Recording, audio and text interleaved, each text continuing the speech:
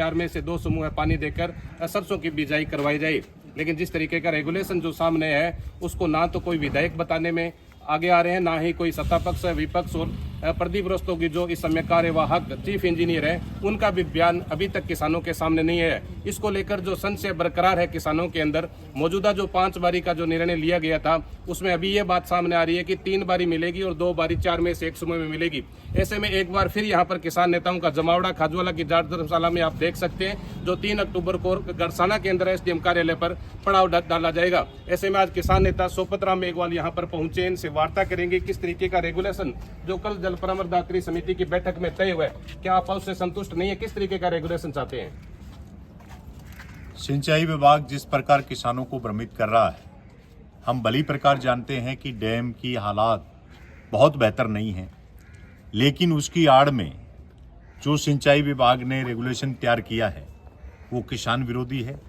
उससे हमारी कम पानी की सरसों जैसी फसल का बिजान नहीं हो सकता।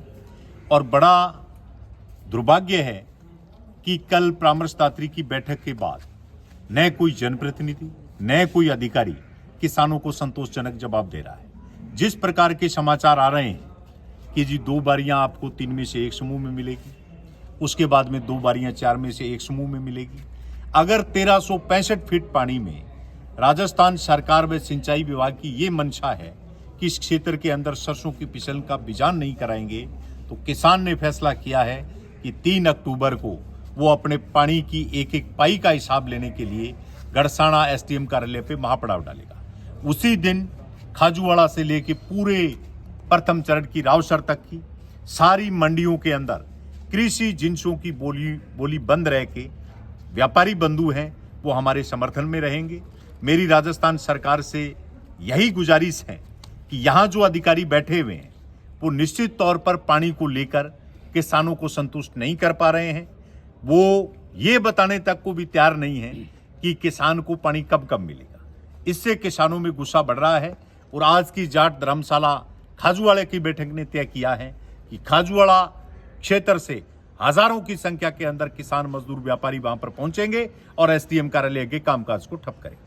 कितना पानी मिलना चाहिए, किसान नेता और भी है, कितना पानी मिले ताकि सरसों की बिजाई कंप्लीट हो सके, किस तरीके का रेगुलेशन आप चाहते हैं। वर्तमान में जो पानी स्टोर है डेमो के अंदर, सिर्फ उसमें रणजीत सागर में ये कह सकते हैं कि पानी जो है 2021 के मुकाबले थोड़ा कम है। SYL लिंक से जो पानी है वो भी ज़्यादा है। और पोंग डैम में भी उस वक्त 1354 फीट पानी था, आज 1365 फीट पानी है। इस हिसाब से जो कैलकुलेशन आती है वो 5 बारियों की आती है।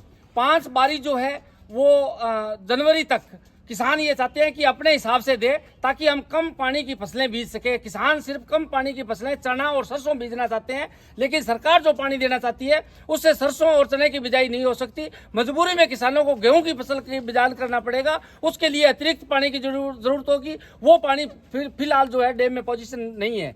अगर सरसों और चने की बिजाई हो जाती है तो कम पानी की फसलें हैं वो पक जाएगी और सर्दियों के अंदर बावट का जो पानी आएगा उससे भरपूर उत्पादन हो सकता है। लेकिन सरकार की नीयत सही नहीं है। वो किसानों को जो पानी है वो एक ग्रुप जो है वो 4 में से 2 और बाकी जो 3 पानी बचे हैं वो 17 दिन के हिसाब से दे तो फसलें सही तरीके से हो सकती है, अदरवाइज नहीं हो सकती। अब आंदोलन की शुरुआत कर ही दी है तो किस तरीके के आंदोलन की रणनीति रहेगी।